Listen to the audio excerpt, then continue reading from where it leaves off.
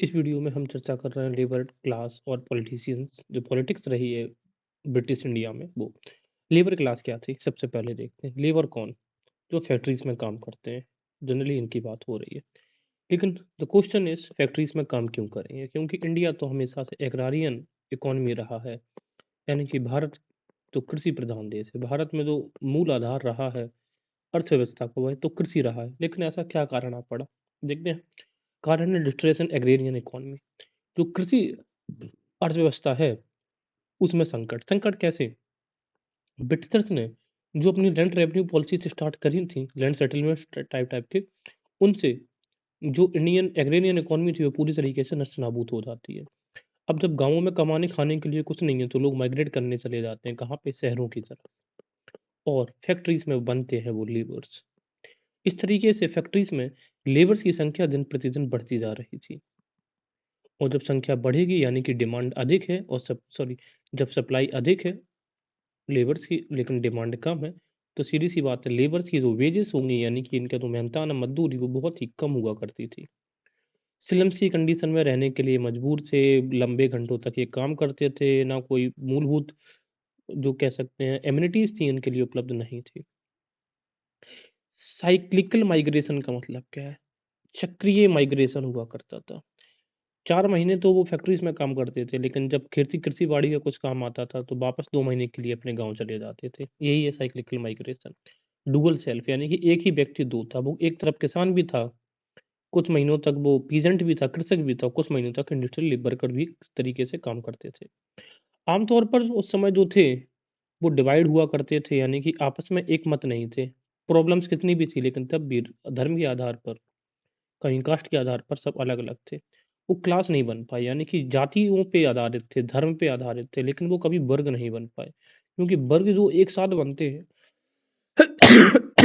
जी, वर्ग का जो गठन होता है, वो इकोनॉमिक इंटरेस्ट के बेसिस पे होता है। जो धर्म बनता है, ये धार्मिक आधार पे बनता है। वो कास्ट बनती है, सामाजिक आधार पे बनती है। तो जब तक आप धर्म और समाज के बीच बटे रहोगे, एक नहीं हो सकते। लेकिन जब आपके इकोनॉमिक्स अफेयर्स एक जैसे होते हैं, इकोनॉमिक्स प्रॉब्लम्स एक जैसी होती हैं, तो आप यूनाइट होते हैं। अमेरिकन रिवॉल्यूशन की अगर हम बात करें, तो अमेरिका में इकोनॉमिक क्राइसिस की वजह से वहाँ पे क्रांति हुई है। हायर कास्ट जो होते थे, उन्हें अच्छी जॉब मिल जाती थी, जो लोअर कास्ट के लोग होते थे या जो अनटचेबल्स होते थे, उन्हें लो पेड जॉब्स मिलती थी, रिस्की जॉब्स होती थी, जिनमें खतरा होता था जान का। रोल ऑफ जॉबर्स, अच्छा एक जॉबर्स हुआ करते थे, जिनको सरदार्स बोलते थे।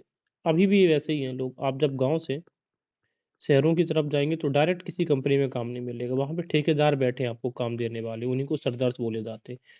अगर मान लो इनको सैलरी मिल रही है 10,000 तो कई बार सल या जो जॉबर्स हैं, उनके माध्यम से चूँकि सैलरी मिली तो 1,000 2,000 रुपए इनका पर मंथ सरदार्स को देने होते थे।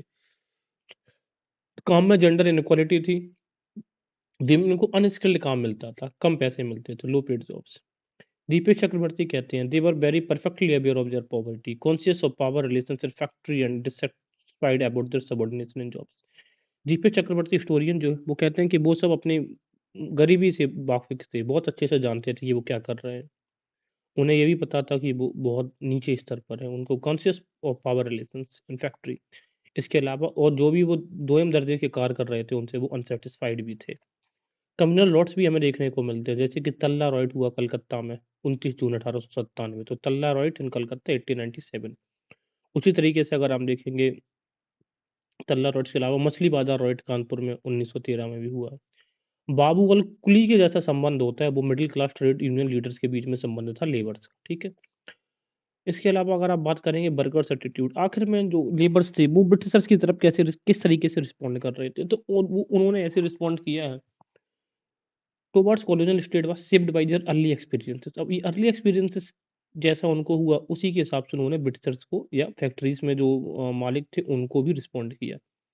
क्योंकि उनके ऊपर पहले गाँव में देखेंगे अत्याचार ज़मींदार्स कर रहे थे और शहरों में कर रहे थे कैपिटलिस्ट। तो उसी तरीके से उनके लिए चीज़ें एक ही थी। There they encountered the landlord state but हो गया ये। अब 2 चीज़ें याद रखना, जो जूट मिल एसोसिएशन थी जनरली यूरोपियंस के द्वारा डोमिनेटेड थी। लेकिन जो बम्बई मिल ओनर्स हुआ करते थे टेक्सटाइल वाला, यानी कि कॉटन वाली जो इंडस्ट्रीज़ थी, उनमें इंडियंस का इंटरवेंशन था, जो कंट्रोल करी जाती थी इंडियन कैपिटलिस्ट के द्वारा। लेकिन इनडायरेक्टली तो यूरोपियन कैपिटलिस्ट के द्वारा ही कंट्रोल किया जाता था। मोटे-मोटे तौर पर आप ये समझिए, जो जूट मिल्स थी इनमें पूरा कंप्लीट डोमिनेंस था किसका? ब्रिटिशर्स कैपिटलिस्ट का। लेकिन कह सकते हैं जो मुंबई मिल ओनर्स हुआ करते थे, यानी कि जो कॉटन की इंडस्ट्रीज़ थी, इनमें इंडियंस का कुछ कंट्रोल था, लेकिन इनडायरेक्टली पूरा कंट्रोल तो यूरोपियन कैपिटलिस्ट का ही था। लेबरर्स की प्रॉब्लम्स थी, लंबे समय तक उनको काम करवाया जाता था, कम पैसे दिए जाने, स्लम्स में रहना, अनहाइजीनिक एनवायरनमेंट था, गंदगी, साफ-सफाई नहीं थी, बहुत सारी कम्युनल डिसीज़ेज़ फैलती थी जैसे कि प्लेग। तो ये मूलभूत जो रिलेशंस थे लेबर क्लास के वो हमने समझे। बात करते हैं उनके ऑर्गेनाइज़ेशन की। पहला फेज़ देखेंगे 1870 के दशक में। Early organisations for grievance redressal, शुरुआत में जो भी उनके संगठन बने वो सिर्फ़ उनकी समस्याओं के निजात दिलाने के लिए, जो भी उनकी प्रॉब्लम थी उनके बस निस्तारण के लिए। 1870 में एक क्लब बनता है कहाँ पे? बंगाल में। भाई शशिपद मुखर्जी और जनरल उन्होंने निकाला है भारत श्रमजीवी, तो श्रमजीवी शशिपद मुखर्जी। कहाँ से? अब ये मुखर्जी वगैरह जो नाम है हमें पता है बंगाल में, तो 1870 में एक क्लब बनाया जाता है किसके द्वारा? शशिपद मुखर्जी के द्वारा। 1890 में मिल हैंड्स एसोसिएशन मुंबई, MHAM, ठीक है? मिल हैंड्स एसोसिएशन कहाँ पे बनाया जाता है? मुंबई में। किसके द्वारा? मिल हैंड्स, मेघाजी लोखंडे, मेघा मिल। पहला लेबर यूनियन इंडिया का यही है, मिल हैंड एसोसिएशन। एक किताब भी पब्लिश की जाती है दीनबंधु, जो कि एक वीकली हुआ करती थी, पत्रिका हुआ करती थी दीनबंधु। तो दीनबंधु किसकी पत्रिका थी? ये मिल हैंड एसोसिएशन की, क्योंकि दीनबंधु ऐसे बंधु जो दीन हैं, गरीब हैं, कौन? लेबर्स। सबसे बड़ी बात है, शुरुआत में जो मेन स्ट्रीम थे फ्रीडम स्ट्रगल मूवमेंट का, शुरुआत में जो फ्रीडम स्ट्रगल चल रहा था, ये जो वर्किंग कंडीशंस क्लास थी, उनकी जो माँगें थी, उनके प्रति वो पैसे बोल रहे थे, उनकी माँगें ही नहीं सुन रहे थे, ना उन्होंने अपने उनको इंक्लूड किया है।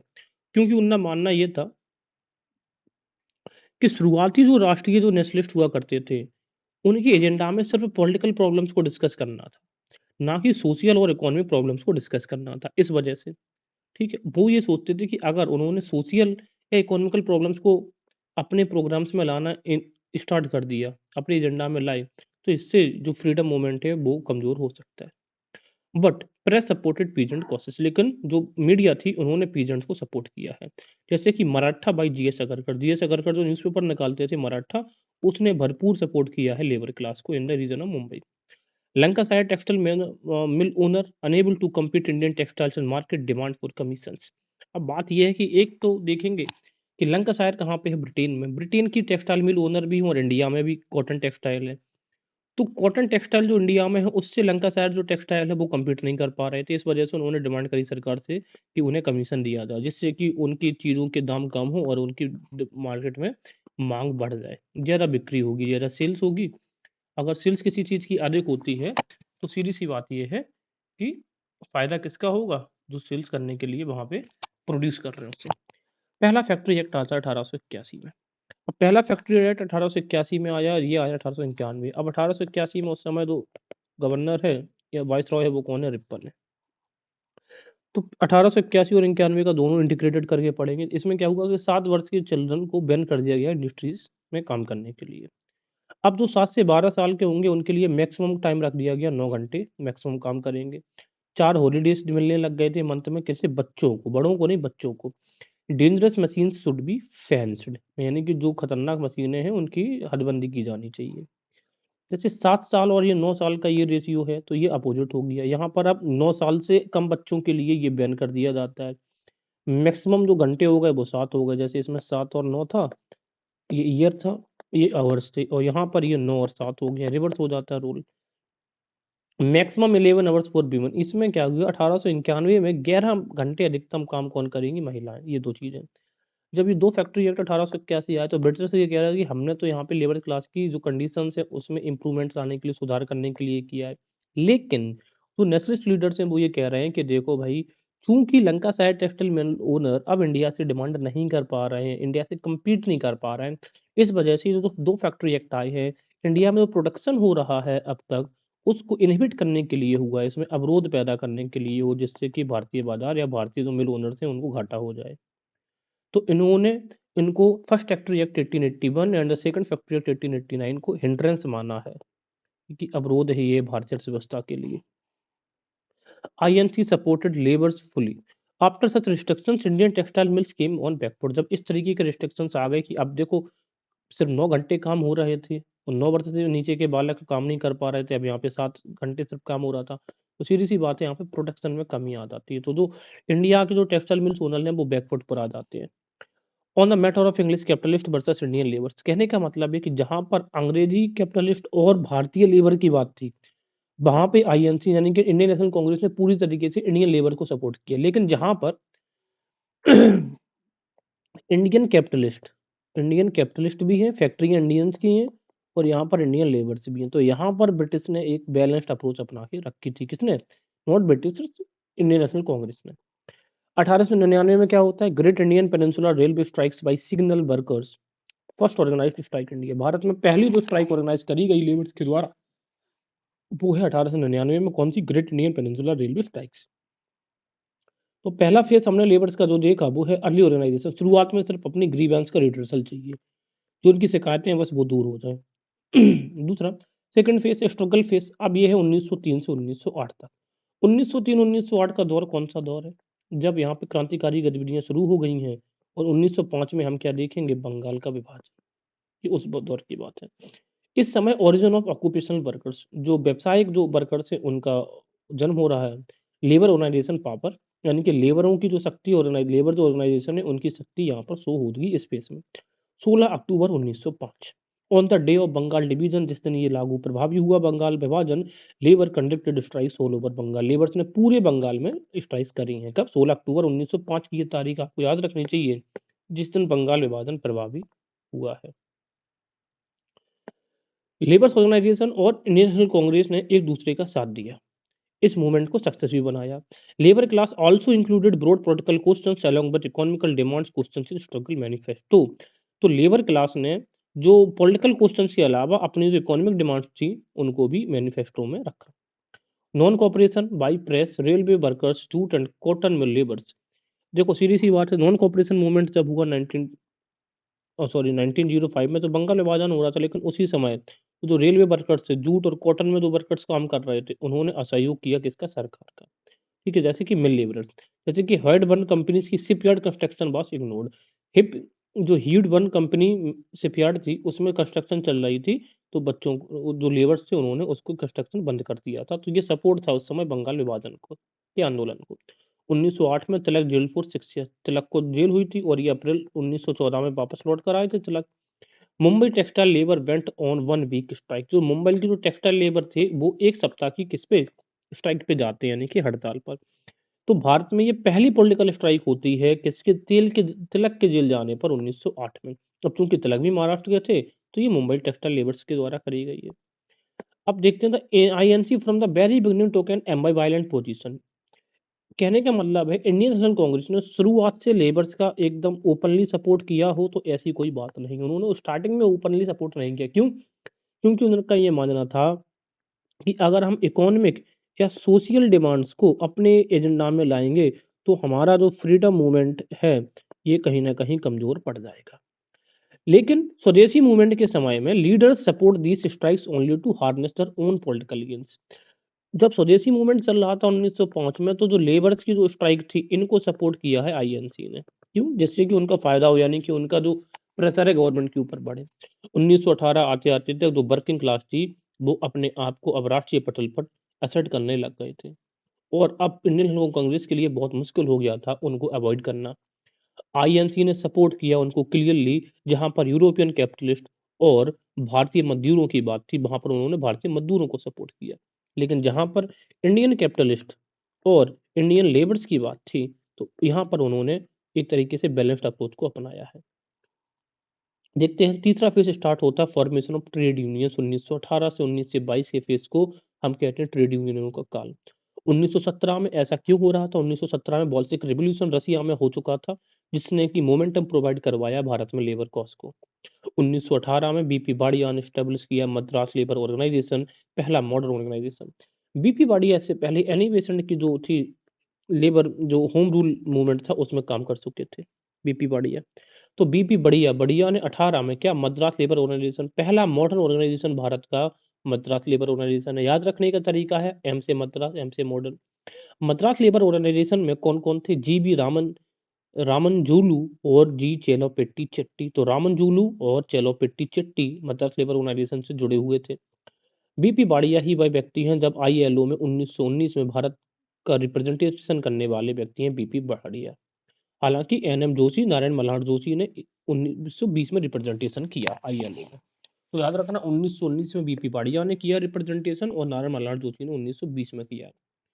1918 में महात्मा गांधी ने अहमदाबाद टेक्सटाइल मिल एसोसिएशन की स्थापना करी है और रूल ऑफ ट्रस्टीशिप दी है। ट्रस्टीशिप का रूल ये कहता है कि जो अमीर वर्ग है वो कोई बुरी बात नहीं है। कोई व्यक्ति कितना अमीर होगा, जब बहुत अधिक पैसा वो अपने पास रखेगा तो बाद में उसी को वो समाज के काम में लेके आएगा। इसकी वजह से इनको बहुत ज़्यादा क्रिटिसाइज हुआ। ये कहा गया कि लेबर्स के विरोध का कॉन्सेप्ट है। 1919 में जूट लेबर्स ने पहली बिग स्ट्राइक को ऑर्गेनाइज करते हैं। पहली बड़ी हड़ताल भारत में होती है। समय है 19 जुलाई 1920। ताशकंद में द्वितीय इंटरनेशनल कम्युनिस्ट कांग्रेस का आयोजन होता है। भारत की तरफ से पार्टिसिपेंट्स जो हैं वो है मानवेंद्र नाथ रॉय, जिन्हें आमतौर पर आप एमएन रॉय के नाम से जानते हैं, अब्दुल जगाहर, त्रिमूल आचार और शफीक अहमद। ठीक है, ये बाद में मतलब मुस्लिम्स के लिए अपना कोर्स उठाएंगे। शफीक सेक्शन बनेगा, टू नेशन थ्योरी की डिमांड करेंगे। मानवेंद्र नाथ रॉय ने न्यूज़पेपर निकाला वहीं से, वैनगार्ड। तो पूछा जाता है कई बार वैनगार्ड न्यूज़पेपर किसके द्वारा निकाला गया है? मानवेंद्र नाथ राय के द्वारा। 1919 में रेलवे वर्कर्स ने स्ट्राइक करी in opposition of Rowlatt act, जो 13 अप्रैल 1919 को पारित हुआ। जलियांवाला हत्याकांड के बाद 13 रोलेट एक्ट जो आया था, नॉन कोऑपरेशन मूवमेंट और खिलाफत के विरोध मतलब के समर्थन में। रोलेट एक्ट के विरोध में एनसीएम और खिलाफत के समर्थन में 1919 में रेलवे की स्ट्राइक्स हुई। 1919 का जो एक्ट आया इसमें लेबर क्लास को रिप्रेजेंटेशन दे दिया जाता है, क्योंकि 1909 के जो एक्ट में था उसमें मुस्लिम क्लास को रिप्रेजेंटेशन दिया जाता है और 1919 के एक्ट में लेबर क्लास को। इंपॉर्टेंट है ये चीज। अच्छा, गांधी जी उस समय सिंबल बन गए थे एक्सप्लॉयटेशन के। लेबर क्लास का कोई भी दिक्कत थी, गांधी जी सिंबल बन गए। जैसे कि 1918 में अहमदाबाद जो मिल सत्याग्रह हुआ था, उसने गांधी जी को लेबर्स का हीरो बना दिया था। 1920 में All India trade union Congress की स्थापना होती है। स्थापनाकर्ता मुख्य है नारायण मल्हार जोशी, एनएम जोशी। प्रेसिडेंट इसके बनते हैं Lala Lajpat Rai. Vice president Joseph Baptista, Baptista vice president. Minister बने हैं दीमान चमन लाल। तो दीमान मिनिस्टर ऐसे याद रख सकते हैं। पहला कॉन्फ्रेंस इसका हुआ है मुंबई में 31 अक्टूबर 1920 को। एटक, तो एटक ने स्थापना करी किसने? अटक गए, कोई चीज मल्हार ले रही है तो अटक गई है एटक। 1922 में गया सेशन होता है नेशनल कांग्रेस का। INC decide to cooperate with AITUC, all India trade union corporation के साथ डिसाइड होता है कि ठीक है आपके साथ हम कोऑपरेट करेंगे। ये डिसीजन लिया आईएनसी ने। गया सेशन 1922 में। Leaders of the INC who presided AITUC कौन कौन से हैं? लाला लाजपत राय ने 1920 में अध्यक्षता करी है। चित्तरंजन दास भी ने भी करी है। सीएफ एंड्रयूज, सीएफ एंड्रयूज का नाम बहुत है। 1942 में गांधी जी की परम थे उनके साथ में। जितेंद्र मोहन सेनगुप्ता, सुभाष चंद्र बोस ने भी इवन करी है। जवाहरलाल नेहरू करेंगे करेंगे, सरोजिनी नायडू और सत्यमूर्ति ने भी। आत्माराम मालवीय ने कहा कि लेबर सिर्फ एक ही बात जानते हैं कि स्वराज का मतलब उनका ये है कि जब भारत में स्वराज आएगा तो उनके जो भी सारे डेट्स हैं, डेट्स का मतलब है कर्ज है, वो सब खत्म हो जाएगा और जो मिल ओनर्स के द्वारा उनका सप्रेशन शोषण हो रहा है वो खत्म हो जाएगा और उनके सारे दुख खत्म हो जाएंगे। लेबर्स स्वराज के, स्वराज का मतलब लेबर्स के लिए तो सिर्फ इतना ही है। 1925 में लेबर स्वराज पार्टी यानी कि the Bengal peasants and labour party का गठन हो जाता है। कब? 1925 में। याद रखना, लेबर स्वराज पार्टी 1925 में गठित की गई थी। Suppressing through false trials. कहानी अब ये हो चली है कि अब जब लेबर्स के मूवमेंट्स बढ़ रहे हैं और जो कम्युनिस्ट हैं अब उन्होंने लेबर्स के कॉस्ट उठाने लग गए हैं। 1900, तो अब अंग्रेजों ने उनको दबाने के लिए जो तरीका अपनाए हैं वो है false trials. Peshawar conspiracy case 1922-23 में होता है। फिर इसके बाद होता है Kanpur Kanpur Bolshevik conspiracy trial 1924 में। कम्युनिस्ट को आफ्टर ट्रेंड फ्रॉम मॉस्को से ट्रेंड होकर उन्होंने भारत आए और उनके ऊपर कॉन्स्पिरेसी के चार्जेस लगा दिए जाते हैं। क्या लगाया जाता है? कि वो कॉन्स्पिरेसी रचना है क्राउन के अगेंस्ट। लीडर्स हैं ऐसे दांगे, मुजफ्फर अहमद, शौकत उस्मानी, नलिनी गुप्ता। इनको 4 वर्षों की जेल होती है। कानपुर बोल्शेविक कॉन्स्पिरेसी केस 1924 में। मिनट कॉन्स्पिरेसी केस भी उसी तरीके का था। 1929 से 33 से फॉल्स ट्रायल्स यानी कि झूठे केसों में फंसा दिया जाता है 31 ट्रेड यूनियन लीडर्स को। इनको कहा जाता है British trade union congress and labour party described as. इस मेरठ कॉन्स्पिरेसी कोर्स को जुडिशियल स्कैम भी कहा जाता है। इसके बाद 1931 में आता है सीडीएम। तो सीडीएम में अगर हम देखेंगे, जहां 1920 में कैपिटलिस्ट क्लास ने नॉन कॉपरेशन मूवमेंट को खुलेआम सपोर्ट किया था, क्योंकि फर्स्ट वर्ल्ड वॉर की वजह से वहां पे बूम कम हो गई थी इनकी डिमांड्स। तो 1931 में हिचकिचाहट के साथ कैपिटलिस्ट क्लास ने गांधी जी को सपोर्ट किया था। आईएनसी ने 1931 में स्लोगन दिया मुंबई में, labours are hands and legs of INC, कि लेबर्स क्या हैं, हैंड्स हैं, लेग्स हैं किसके, आईएनसी के। और इसी नारे ने रुष्ट कर दिया था कैपिटलिस्ट क्लास को, क्योंकि कैपिटलिस्ट को ये लगने लग गया था कि आईएनसी अब ज्यादातर सपोर्ट कर रही है लेबर्स को, और अगर आप लेबर्स को सपोर्ट करोगे तो फिर कैपिटलिस्ट क्लास के इंटरेस्ट होंगे वो कैसे सर्व हो पाते। 1964 में कंप्यूटर जो कम्युनिस्ट था उनके रिवाइवल होता है, क्योंकि रिवाइवल का मतलब है 1922 देख लो आप, ये कानपुर को Bolshevik conspiracy case 1924, Meerut conspiracy case 1929 से 33, इसमें उनको नस्तानाबूद कर दिया। तो 1934 में कम्युनिस्ट का रिवाइवल होता है, और after withdrawal of CDM the communist in the summer of, हाँ, सीधी सी बात है 1935 में जो जो ये जो थे ना कम्युनिस्ट वाले, यूनाइटेड फ्रंट स्ट्रेटजी के अकॉर्डिंग कांग्रेस के साथ में मिल जाते हैं, क्योंकि अब उनको लग रहा था अकेले रहेंगे तो सब जेल में पकड़े जाएंगे और ब्रिटिश हमें खत्म कर देंगे। और जब यूनाइटेड फ्रंट स्ट्रेटजी के अकॉर्डिंग आईएनसी और कम्युनिस्ट मिल गए तो इससे एक नई लहर या नया जोश पैदा हो जाता है वर्किंग क्लास के अंदर, और मिलिटेंसी गतिविधियां 1937-38 के दौरान हम देखेंगे। अब जब मिलिटेंसी गतिविधियां होने लग गई तो इसी वजह से एक बड़ा कारण था कि कांग्रेस ने लेबर्स के विरोध में इस अवस्था में 1937-38 के टाइम पे एक बहुत ही ज़्यादा स्ट्रॉन्ग स्टांस अटेंड किया था, यानी कि इनको हिदायत दे के रखी थी कि आप बहुत ज़्यादा नॉन वायलेंस गतिविधियां नहीं कर सकते हैं। ठीक है? आगे देखिए 1937 में, अब हमें पता है 1937 में इलेक्शंस होते हैं, प्रोविंशियल इलेक्शंस हैं। प्रोविंशियल इलेक्शंस 1937 में कांग्रेस ने कुछ प्रॉमिस किए कि लेबर्स के बारे में अपने मैनिफेस्टो में। Expectations among the working class बढ़ गई कि भाई कांग्रेस ने अपनी मैनिफेस्टो में लेबर्स की प्रॉब्लम्स को जगह दी है। बहुत सारे जो ट्रेड यूनियन के लीडर्स थे, जब इलेक्शन जीत गए तो उनको लेबर मिनिस्ट्रीज दी गई कैबिनेट कांग्रेस की तरफ से। 1937 में आईएनसी ने सपोर्ट किया स्ट्राइक्स जो कि नॉन कांग्रेस रूल्ड स्टेट्स थे, जहां पर वहां पे तो कांग्रेस ने सपोर्ट करते हैं स्ट्राइक, जैसे कि बंगाल में जनरल जूट मिल स्ट्राइक को सपोर्ट किया जहां पे फजल उल हक की मिनिस्ट्री थी। लेकिन उन जगह पर उन्होंने स्ट्राइक्स को दबाया जहां पर कांग्रेस का रूल था, जैसे कि यूपी, मद्रास और मुंबई में। बॉम्बे ट्रेड डिस्प्यूट जो आया था 1938 में, एम्ड एट प्रिवेंटिंग बोथ। इसने क्या किया है, बॉम्बे ट्रेड डिस्प्यूट एक्ट, ये बहुत ज्यादा इंपॉर्टेंट हो जाता है 1938 का। इसने स्ट्राइक्स और लॉकआउट्स को दबाने जो होती थी उस पर पाबंदियां लगा दी। तो इस तरीके से ये कहा गया, तो ये जो बॉम्बे ट्रेड डिस्प्यूट एक्ट है पूरी तरीके से कैपिटलिस्ट के फेवर में है। इस वजह से अब एंटी लेबर मूड ऑन हो चुका था इंडियन नेशनल कांग्रेस के विरुद्ध। उनको ये माना जाता है कि कांग्रेस अब लेबर्स के विरोध में काम कर रही है और कैपिटलिस्ट के समर्थन में काम कर रही है। इसी वजह से इंडस्ट्रियल डिस्प्यूट ग्रेजुअली कम हुए 1939 से। लेकिन शुरुआती दौर से देखें अंत तक जो परसुएशन जो गेम चला था, परसुएशन और एगिटेशन का, ये चलता रहा। This was done by the Congress due to the increasing influence of communist in the labour and front. Congress को थक हार कर लेबर्स के मुद्दे क्यों उठाने पड़ो, क्योंकि कम्युनिस्ट का जो प्रभाव है वो भारतीय आंदोलनों में बढ़ता जा रहा था। बात करेंगे फेज 4 की, वर्ल्ड वॉर, जब 3 सितंबर 1939 से होता, क्विट इंडिया मूवमेंट 1942 के फेज को। लेबर स्ट्राइक जो थी वो पूरे भारत में हुई 2 अक्टूबर में युद्ध के विरुद्ध। क्योंकि जब युद्ध हुआ तो जो राइसिंग प्राइसेस थी, और मतलब प्राइसेस तो बढ़ रहे थे लेकिन जो तनख्वाहें थी वो कम हो रही थी, इस वजह से लेबर स्ट्राइक करेगा भाई, युद्ध होगा, नॉट गुड फॉर लेबर्स, क्योंकि इकोनॉमी डिक्लाइन होगी, और इकोनॉमी डिक्लाइन होने के साथ प्रॉब्लम क्या होने लग जाती है, कीमतें बढ़ जाती हैं। तो कीमतें बढ़ेंगी, लेबर क्लास बेचारे महंगाई से नहीं लड़ सकते, इस वजह से उन्होंने 2 अक्टूबर को, क्योंकि 3 सितंबर से युद्ध स्टार्ट हुआ, अक्टूबर में उन्होंने स्ट्राइक करी है। तो देखो, अभी तक जो कम्युनिस्ट थे वो बहुत ज्यादा ऐतिहासिक हो रहे थे लेबर क्लास के, लेकिन जब युद्ध हुआ तो कम्युनिस्ट से उन्होंने बैन हटा दिया, किसने, ब्रिटिशर्स ने, क्योंकि अभी तक कम्युनिस्ट पार्टी बैंड थी। तो अभी तक तो कम्युनिस्ट इसका विरोध कर रहे थे, किसका, युद्ध का, इस युद्ध का विरोध कर रहे थे।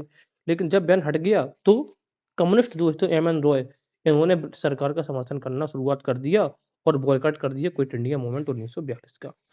अब एम एन रॉय ने क्या कहा है, सेकंड वर्ल्ड वॉर को कहते हैं कि अब ये तो जब उनके ऊपर ये बैन हट गया तो उसको वो कहने लग गए वॉर ऑफ पीपल है। ठीक है। And in 1941 skidding itself from AITC, all India trade union Congress से बाहर होकर उन्होंने एक अपनी सरकार समर्थित पार्टी बना दी, उसका नाम था इंडियन फेडरेशन ऑफ लेबरर्स, क्योंकि 1942 में 1942 में बैन हट गया था कम्युनिस्ट पार्टी से। लेकिन all India trade union corporation जो कांग्रेस थी, उन्होंने युद्ध का विरोध किया और क्विट इंडिया मूवमेंट का समर्थन किया। जबकि हेमंत रॉय या उनकी जो पार्टी बनी थी इंडियन फेडरेशन ऑफ लेबर, इन्होंने सरकार का समर्थन किया है और क्विट इंडिया मूवमेंट का इन्होंने क्या किया है? विरोध किया है। 1 अगस्त 1942 को सीनियर लीडर्स कांग्रेस के पकड़े जाते हैं, लेकिन फिर भी जो स्ट्राइक्स होती हैं पूरे भारत में आयोजित करी जाती हैं। तो communist were neither irresponsible to not dissociated from national movement. कहने का मतलब है कम्युनिस्ट ने ना तो पूरी तरीके से अपने आप को नेशनल मूवमेंट से अलग कर रखा था और ना ही पूरी तरीके से समर्थन भी किया था। ये बट देयर उनका जो सपोर्ट था वो कैसा था? कंडीशनल था, जैसा मौका मिलता वो मौकाजीवी थे, नॉट एब्सोल्यूट। पूर्ण तरीके से नहीं था, वो कंडीशन के आधार पर था, अपॉर्चुनिस्टिक थे। Various meanings of freedom for different groups of people. अलग-अलग वर्ग के लोग थे, उनके लिए आज़ादी यानी कि फ्रीडम के अलग-अलग मायने हुआ करते थे। उसी हिसाब से उन्होंने चीज़ों का समर्थन किया या फिर विरोध किया है। 1946 में जो नेवी रिवोल्ट हुआ है, वो भी मुंबई लेबर्स ने उसको सपोर्ट किया। All India strikes by postal workers भी सपोर्ट की गई थी लेबर्स के द्वारा। 1926 में पहला ट्रेड यूनियन अधिनियम आया। कब आया है? 1926 में, ये भी याद रखना। इसमें जो है ट्रेड यूनियन बनाने व हड़ताल करने को कानूनी मान्यता मिली, किंतु मजदूरों को राजनीतिक गतिविधियों पर रोक लगा दी जाती है। ये कहा गया कि भाई आप अधिकारों के लिए आप हड़ताल तो कर सकते हैं, इसको कानूनी मान्यता दे रहे हैं, लेकिन राजनीतिक गतिविधियों से दूर रहेंगे। 1 मई को 1927 को सबसे पहले भारत में 1 मई दिवस मनाया गया, यानी कि इसको कहते हैं लेबर डे। तो ये क्यों मनाया गया? 1 मई को मई दिवस विश्व भर के में श्रमिक दिवस के रूप में उन मज़दूरों की यादगार में मनाया जाता है, जिनकी 1 मई 1861 में जो अमेरिका की क्रांति हुई थी, उसमें पुलिस गोलीबारी में मृत्यु हो गई थी। व्यापार विवाद ट्रेड डिस्प्यूट्स एक्ट आया 1929 में। इसमें औद्योगिक झगड़ों को शांत करने के लिए प्रबंध तंत्र को मनमानी शक्ति दी गई, यानी कि मैनेजमेंट को पावर दे दी गई। इससे कि ट्रेड डिस्प्यूट बिल का संबंध हड़तालों पर रोक से था, यानी कि ट्रेड डिस्प्यूट बिल ने डिस्प्यूट्स यानी कि हड़तालों पर बैन कर दिया था। गिरनी कामगार यूनियन मुंबई में साम्यवादियों का एक मिल मजदूर संगठन हुआ करता था। राष्ट्रीय स्वयं सेवक की स्थापना 27 दिसंबर 1925 को हुई है। कब? 27 दिसंबर। केशव बालीराम हेडगेवार ने की। इसका मुख्यालय कहाँ? नागपुर, महाराष्ट्र में स्थित है। 1935 के भारत सरकार अधिनियम द्वारा मजदूर संघों तथा श्रमिक निर्वाचन मंडलों के माध्यमों से श्रमिकों को विशेष प्रतिनिधित्व देने का प्रावधान किया गया था। 1919 में भी उनको दिया गया था और 1935 के एक्ट में भी उनको दिया जाता है रिप्रेजेंटेशन। 1936 में अम्बेडकर ने इंडिपेंडेंट लेबर पार्टी की स्थापना भी करी थी और याद रखना 1942 का जो क्विट इंडिया मूवमेंट था उसका विरोध किया था अम्बेडकर के इंडिपेंडेंट लेबर पार्टी ने।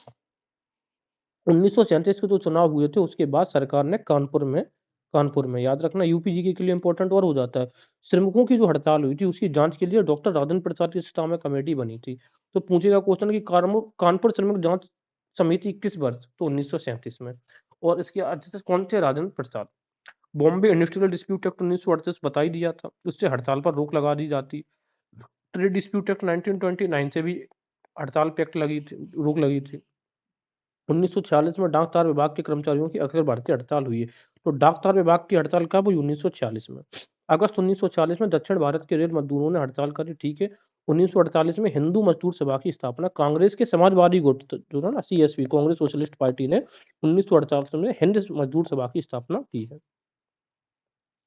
चलिए, ब्रिटिश काल में जो प्रमुख कारखाने अधिनियम थे 1881 और 1891 का हम पहले देख के आए हैं। जैसे ये 7 वर्ष कम से कम 7 वर्ष से कम के बच्चों को बैन कर दिया जाता है और उनका मैक्सिमम टाइम कितना था? 9 वर्ष। यही चीज़ यहाँ पर रिवर्स कर दी गई। 9 वर्ष से कम बच्चों को बैन कर दिया जाता है और मैक्सिमम टाइम 7 वर्ष। एक चीज़ यहाँ पे करी जाती है कि स्त्रियों के लिए अधिकतम कार्य अवधि 11 घंटे कर दी जाती है 91 में। 1911 में जो कार्य अवधि कर दी जाती है वो मिनिमम एज कर सॉरी पुरुषों के लिए क्या किया जाता है? 12 घंटे की कार्य अवधि और आधे घंटे के दिन का बीच का अवकाश। तो 11 में 12 घंटे, तो ऐसे याद रखो 11 में 12 घंटे। 1922 में 12 वर्ष से कम, वहाँ से 22, वहाँ से 12 वर्ष से कम आयु के बच्चों पर काम करने पर प्रतिबंध। और जो 12 से 15 वर्ष के बच्चे जो काम करेंगे वही 7 घंटे का कार्यक्रम रहेगा। मेन चीज़ ये याद रखना। इसके अलावा 22 में ओवर टाइम के लिए वेतन अदायगी के नियम भी दे दिए गए। अगर कोई ओवर टाइम करेगा तो उसके लिए निश्चित रूल उन्होंने डिफाइन किए। 37 में लॉर्ड लैंसगो के टाइम पे मौसमी गैर मौसमी कारखानों में अंतर, ये याद रखना। तो मौसम 37 बच्चों के लिए कार्य अवधि कितनी कर दी गई? 37 में सिर्फ 5 घंटे, 37-5। और श्रमिकों के लिए चिकित्सा आराम व मनोरंजन का भी प्रावधान किया जाता है। 1944 का कारखाना अधिनियम, नियमित कारखानों में श्रमिकों की कार्य अवधि सिर्फ 9 घंटे निश्चित कर दी जाती है 1944 में। और कारखानों में कैंटीन की व्यवस्था, कैंटीन 44 ये याद रखिएगा। 1881 में लॉर्ड रिपन था, 1891 में लॉर्ड लैंसडाउन, 1911 में लॉर्ड हार्डिंग था। दिल्ली बॉम्ब केस जो हुआ था उससे याद रखना, 23 दिसंबर 1912 को हुआ था ना, तो उससे। और 22 में तो 1921-22 में लॉर्ड रीडिंग था, 37 में लॉर्ड लिनचगो, और 44 में तो बेबिल प्लान से हमें याद रहेगा लॉर्ड बेबिल। कम्युनिस्ट आइडियोलॉजी है जो भारत में डेवलप हुई है, वो उसने इंस्पिरेशन ली है कहाँ पे, बोल्शेविक जो क्रांति हुई रशिया में 1917 के बाद। मानवेंद्र नाथ रॉय उसमें से बड़े प्रमुख नेता हुआ करते थे कम्युनिस्ट के। इनका दूसरा नाम था नरेंद्र नाथ भट्टाचार्य, बहुत इंपॉर्टेंट हो जाता है। मानवेंद्र नाथ रॉय का ही नाम था नरेंद्र नाथ भट्टाचार्य। ट्रैवल्ड, उन्होंने रशिया गए थे और उन्होंने एस्टेब्लिश कर दिया था इंडियन कम्युनिस्ट पार्टी इन अक्टूबर 1920 इन ताशकंद। अब देखिए, दो से कंफ्यूज मत होइए। एक है कम्युनिस्ट पार्टी ऑफ इंडिया, इसकी गठन हुआ है 1924-25 में। ये है इंडियन कम्युनिस्ट पार्टी, जिसमें इंडियन लगा है ना, वो ताशकंद में हुआ है 1920 में। कौन कौन इसमें सहायक है? एटी राय, अवनी गुप्ता, मुखर अव, अवनी मुखर गुप्ता नहीं, अवनी मुखर्जी, रोजा फिटिगर ग्राफ और मोहम्मद अली। ठीक है, और मोहम्मद शफीक भी याद रखिएगा। Pioneer of communism in India कौन है? मानवेंद्र नाथ रॉय या नरेंद्र नाथ भट्टाचार्य। 1922 में बर्लिन का इससे उन्होंने न्यूज़पेपर निकाला, कौन सा? वैनगार्ड ऑफ इंडियन इंडिपेंडेंस और इंडिया इन ट्रांजिशन। ये भी बहुत ज्यादा पूछा जाता है। तो ट्रांजिशन मानो या ना मानो, कोई चीज ट्रांजिशन में तो है मानवेंद्र नाथ राय। वैनगार्ड जो था पहला कम्युनिस्ट मैगजीन थी भारत में। न्यूज़पेपर देखते हैं किस किसने कौन से निकाले। द सोशलिस्ट जो निकाला, वो निकाला श्रीपद अमृत दांगे, जो कि मुंबई से थे। द सोशलिस्ट, ठीक है, तो सोशलिस्ट श्रीपद। नवयुग तो अहम हो जाता है, तो मुजफ्फर अहमद ने। अच्छा, मोहम्मद मुजफ्फर अहमद ने। और बंगाल में काजी नजरुल अहमद, बंगाल। धूमकेतु मैगजीन निकाली थी इन्होंने। अब जो मुजफ्फर अहमद और काजी नजरुल अहमद है, इनको life time black water punishment मिला था मेरठ कॉन्स्पिरेसी केस जो हुआ था 1929 में। तो दो लोगों को काले पानी की सजा, किसको? अहमद लोगों को, दोनों जो अहमद है, मुजफ्फर अहमद और काजी नजरुल अहमद को। धूमकेतु मैगजीन काजी नजरुल ने निकाली। इंकलाब, गुलाम हुसैन। इंकलाब, जब व्यक्ति गुलाम होगा तभी तो इंकलाब का नारा देता है, लाहौर में। ये कानपुर जो कॉन्स्पिरेसी केस हुआ था 1924 का, उसमें ये सरकारी अप्रूवर हो गए थे। कौन भाई? गुलाम ही तो होगा तभी तो इसने मुखबरी कर दी। लेबर किसान गजट की बात करें, ये सिंगार बेलू चेट्टियार। जब लेबर किसान का गजट प्रस्तुत होने जाता है तो सिंगार करके कोई व्यक्ति जाता है, मद्रास से थे। और वर्तमान और प्राणवीर टाइप के न्यूज़पेपर्स भी कम्युनिस्ट के द्वारा निकाल दिए जाते थे। तो ये हमने देखा न्यूज़पेपर्स जो कम्युनिस्ट के द्वारा निकाले जाते थे। ICS HV Kamat, world secretary for communist and attacked government. ठीक है। पेशावर कॉन्स्पिरेसी केस 1922-23 में हुआ, कानपुर कॉन्स्पिरेसी केस 1924 में हुआ है। ये हम डिस्कस कर चुके हैं। इसमें जिन लोगों को 4 वर्ष की सजा मिली है, नलिनी गुप्ता, शौकत उस्मानी, डांगे और मोहम्मद अहमद। अदर्स जो थे, सत्यभक्त, संपूर्णानंद और मनीलाल शाह, एस चेट्टियर भी इसमें शामिल थे। कम्युनिस्ट पार्टी इन इंडिया की बात करेंगे तो सितंबर 1924 में Satyabhakta declared established of communist party of India at Kanpur में। ठीक है। और जबकि ये कौन सी पार्टी थी? ये थी Indian communist party. Indian communist party 1920 में, जबकि कम्युनिस्ट पार्टी ऑफ इंडिया 1920 में स्थापना करता मेन इंपॉर्टेंट रोल है सत्यभक्त का। दिसंबर 1905 में सत्यभक्त ने एस्टेब्लिश करी कम्युनिस्ट पार्टी ऑफ इंडिया। देखो, इन्होंने कम्युनिस्ट पार्टी ऑफ इंडिया की मतलब मीटिंग तो बुलाई थी 24 में, लेकिन स्थापना हुई 1925 में। अच्छा, चेयरमैन कौन बनेगा? चेयरमैन बनेगा सिंगार बेलू चेट्टियार। तो चेयरमैन चेट्टियार बनेगा। चेयरमैन जो होगा वो बढ़िया सिंगार करके बैठेगा। और जॉइंट सेक्रेटरी, तो जब आप जॉइंट सेक्रेटरी बनते हैं तो घाटा हो जाता है बर्गर में, तो बर्गर हट्टा, एस बी घाटे, जेपी बर्गर हट्टा। तो जॉइंट जॉइंट में बर्गर में घाटा हो जाता है। बर्गर आपने मंगाया जॉइंट बर्गर, तो उसमें घाटा हो जाता है। पहली party that demanded complete independence, यही communist party of India. Communist party Kolkata में मुजफ्फर अहमद और काजी नजरुल इस्लाम ने इसको लीड किया है। लाहौर में गुलाम हुसैन ने, बाद में ये अप्रूवर हो गए थे कानपुर कॉन्स्पिरेसी केस के गुलाम हुसैन। मुंबई में श्रीपद अमृत दांगे ने। मद्रास में सिंगार बेलू चेट्टियार, और सिंगार बेलू चेट्टियार इसके चेयरमैन भी हुआ करते थे कम्युनिस्ट पार्टी ऑफ इंडिया के। 27 दिसंबर 1928 में पहली all India social young Congress का आयोजन कहाँ पे होता है? कोलकाता में। याद रखिए, यंग कांग्रेस कोलकाता में। कब? 1928 में। इसके जो हेड थे पंडित जवाहरलाल नेहरू थे। In against public safety bill जो आया था 1928 में। पब्लिक सेफ्टी बिल में जो कम्युनिस्ट लीडर थे बहुत सारे, जैसे कि फिलिप्स थे, इन सबको क्या था, बाहर देश निकाला दे दिया गया था, क्योंकि ये माना जाता था कि जो फॉरेनर थे इंडिया की सेफ्टी के लिए खतरा है। तो अब ये जो हुआ, क्योंकि 1928 में जो पब्लिक सेफ्टी बिल के विरोध में All India social young Congress का आयोजन कलकत्ता में किया गया है। तो जो मोतीलाल नेहरू है, उन्होंने एक स्टेटमेंट दिया था, बहुत इंपॉर्टेंट हो जाता है। It is the attack, wait, तो और ही ज़्यादा। हाँ, it is the attack on Indian nationality and INC and the first bill of India's slavery, कि वो कह रहे हैं कि जो पब्लिक सेफ्टी बिल है 1928, ये अटैक है भारत की राष्ट्रीयता पर और कांग्रेस पर, और ये पहला बिल है भारत की गुलामी का। ये मोतीलाल नेहरू ने कहा है, ठीक है? तो याद रखना, मोतीलाल नेहरू ने कहा है कि जवाहरलाल नेहरू ने। 14 मार्च 1929 को मेरठ कॉन्स्पिरेसी केस होता है। इसमें 32 कम्युनिस्ट लीडर्स को फँसा दिया जाता है, अरेस्ट किया जाता है 121 ऑफ पब्लिक सेफ्टी बिल का आधार बनाकर, पब्लिक सेफ्टी बिल।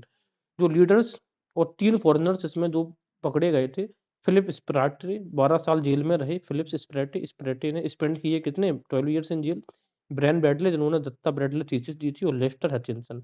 तो फिलिप स्प्रेटले है attended Meerut meeting of farmers. तो याद रखना, तो फिलिप याद रखना ना, फिलिप स्प्रेट, उन्होंने बहुत स्प्रेड किया फार्मर्स के लिए। मेंबर ऑफ यूपी किसान पार्टी 1928 में भी ये मेंबर हुआ करते थे। लेस्टर हचिंसन ने पेपर निकाला था न्यू स्पार्क। तो न्यू स्पार्क हैच, लेजर का स्पार्क होता, तो लेजर हचिंसन ने न्यू स्पार्क। अच्छा, जो टीम ऑफ डिफेंडर्स बनाई गई थी मेरठ कॉन्स्पिरेसी केस में, वो थे Jawaharlal Nehru, Kailashnath Katju, Mohammad M A Ansari, M C Chagla. Muzaffar Ahmad की बात करेंगे, इनको life time black water punishment दिया गया, तो अहम था, इसी वजह से इनको काले पानी की सजा दी जाती है। 21 मार्च 1929 की बात है। In this case opposition ML Nehru proposed stop work in central legislative assembly. ये पूछा जाता है कि कॉन्स्पिरेसी जो केस हुआ था मेरठ कॉन्स्पिरेसी केस के विरुद्ध में, किस लीडर ने ये प्रपोज किया कि सेंट्रल लेजिस्लेटिव काउंसिल में हमें काम बंद कर देना चाहिए, क्योंकि उस समय, ठीक है ना, तो ये याद रखना, मोहम्मद मोतीलाल नेहरू। 1929 में आईएनसी ने कहा कि we seek not to destroy capitalist और कैपिटल, की हम जो पूंजी है पर पूंजीवाद को खत्म नहीं करना चाहते हैं, but to regulate the relation, लेकिन जो रिलेशन है किस किसके बीच में, कैपिटल्स और लेबर्स के बीच में, हम इनको रेगुलेट करेंगे। ये था जवाहरलाल नेहरू का कथन। इसके अलावा जवाहरलाल नेहरू ने एक उग्र कथन दे दिया कि कांग्रेस सिर्फ एक लेबर ऑर्गेनाइजेशन नहीं है, सिर्फ लेबर्स का ऑर्गेनाइजेशन नहीं है, but a large body comprising all manner of people. ये एक ऐसी बॉडी जिसमें सारे लोगों का ये प्रतिनिधित्व करता है। इससे लेबर क्या होगा, गुस्से में होगा, उन्होंने लगने लग गया कि लेबर कैपिटलिस्ट लोगों का समर्थन कर रहे हैं। और इसी का आधार मानकर 1929 में इंडियन कम्युनिस्ट डिक्लेयर कर दिया किसको, कांग्रेस को, कि ये तो कैपिटलिस्ट की पार्टी है। क्यों? क्योंकि जवाहरलाल नेहरू के कथन से स्पष्ट प्रूफ हो रहा है, और सुभाष चंद्र बोस और जवाहरलाल नेहरू को कहा कि ये कैपिटलिस्ट यानी कि पूंजीवाद के दो बड़े एजेंट हैं। 1934 में सीपीआई जब बैन कर दी जाती है, तो फिर सीपीआई अब टिल 1942 तक ये बैन रहे थे, ठीक। 1942 में इनका बैन हटेगा, तो जब तक ये बैन रहे, तब तक तो ये कांग्रेस के साथ में इन्होंने वो यूनाइटेड फ्रंट स्ट्रेटजी कर ली थी, यानी कि कांग्रेस के साथ मर्जर कर लिया था। लेकिन जैसे ही इनका 1942 में बैन हटा, तो ये अलग हो गए, और जब ये अलग हो गए, तो क्विट इंडिया मूवमेंट का इन्होंने सपोर्ट नहीं किया कम्युनिस्ट ने। क्योंकि शुरुआत में तो ये कहते थे कि ये जो इंपीरियलिस्ट वॉर है, जो ब्रिटिश लड़ रहे हैं, कब्जे के लिए लड़ रहे हैं, लेकिन जैसे ही इनसे बैन हटा 1942 में, तो ये कहने लग गए कम्युनिस्ट वाले कि ये तो भाई लोगों का युद्ध लड़ रहा है ब्रिटिशर्स। 1935 में सोमनाथ लाहिड़ी अरेस्ट कर दिए जाते हैं, और अरेस्ट किए गए तो न्यू सेक्रेटरी कौन बने, PC Puran Chandra Joshi, editor of national front के एडिटर भी हुआ करते थे। दत्ता ब्रेडली थीसिस ये था कि जब 1934 में बैन कर दी जाती है सीपीआई, तो दत्ता ब्रेडली ने थीसिस दिया, रजनी पाम दत्ता ब्रेडली ने ये कहा कम्युनिस्ट को कि आईएनसी के साथ मर्ज कर लो, तो कांग्रेस सोशलिस्ट पार्टी उसको और मजबूत बनाओ आईएनसी के अंदर, जिसकी स्थापना 1934 में हुआ था, और 1936 में ये कांग्रेस में मर्जर हो गया था। Out right wingers from INC, और जो पूंजीवादी लोग हैं, जो राइट विंगर्स हैं, उनको हटा दो। ये जो रजनीकांत दत्ता ब्रेन बैटलियन है, anti imperialist people front in India, इसी को यूनाइटेड फ्रंट स्ट्रेटजी कहते हैं हम। यूनाइटेड फ्रंट स्ट्रेटजी, यूनाइटेड हो गए कौन, ये कम्युनिस्ट वाले, किससे, आईएनसी के साथ में। 1936 में कम्युनिस्ट मर्ज कर जाते हैं सीएसपी में, बाई पॉपुलर फ्रंट स्ट्रेटजी, ठीक है। Why as they were facing, और ये उसका बड़ा कारण था क्योंकि वो बैन को फेस कर रहे थे। आगे देखते हैं। M N Roy after disappointment from Marxism he separated from CPI. Manabendra Nath जो रॉय थे, जब वो ये मार्क्सिस्ट आइडियोलॉजी से निराश हो गए, तो उन्होंने सीपीआई से क्या कर दिया, अलग हो गए। 1937 में लीग ऑफ रेडिकल कांग्रेसमैन बनाया एलआरसीएम, और 1940 में रेडिकल डेमोक्रेटिक भी पार्टी बनाई, किसने, एम एन रॉय ने। तो डेमो ओ में ओ आ रहा, तो 1940। इसके अलावा उनकी पार्टी थी इंडियन इंडिपेंडेंट, उन्होंने एक न्यूज़पेपर भी स्टार्ट किया था, मानवेंद्र नाथ रॉय। तो मेरी राय जो है वो इंडिपेंडेंट इंडिया है, इंडिपेंडेंट इंडिया में राय। 1942 में सोमेंद्र नाथ टैगोर ने रेवोल्यूशनरी कम्युनिस्ट पार्टी बनाई है, ठीक, 1942 में। 1942 में समाजवादी, है ना? समाजवादी, तो इसको ऐसे याद रख सकते हैं। अब ये देखो समाजवादी 42, ठीक है? समाजवादी कौन है? सोमेंद्र नाथ, इस तरीके से। अच्छा, रेवोल्यूशनरी कम्युनिस्ट यानी साम्यवादी पार्टी ना, समाजवादी नहीं साम्यवादी है, साम्यवादी पार्टी। 1939 में एन दत्ता मजूमदार ने इंडियन बोल्शेविक पार्टी, तो बोलो क्या बोलो, 3 पे 9 बोलो तो 39। अजीत राय ससुर राय भी उसी से रिलेटेड। 1942 में वर्ल्ड वॉर सेकंड हुआ, जब यूएसएसआर ने पार्टिसिपेट किया, यूएसएसआर जब पार्टिसिपेट कर रहा था तो उन्होंने वॉर को सपोर्ट किया, किसने? कम्युनिस्ट ने। बदले में क्या हुआ, उनका बैन हट गया सीपीआई से और उन्होंने क्विट इंडिया मूवमेंट का विरोध किया। 1942 में कम्युनिस्ट ने डिमांड करी थी कि 17 स्टेट्स होने चाहिए भारत में डिवीजन, और 1940 में they supported navy rebellion, navy ने जो विद्रोह किया था उसका समर्थन किया था कम्युनिस्ट पार्टी ने, याद रखिएगा। ठीक है, तो ये पूरा चैप्टर था। अब ये मेंस के लिए इंपॉर्टेंट हो जाती हैं चीजें, नॉट फॉर प्रीलिम्स एग्जाम।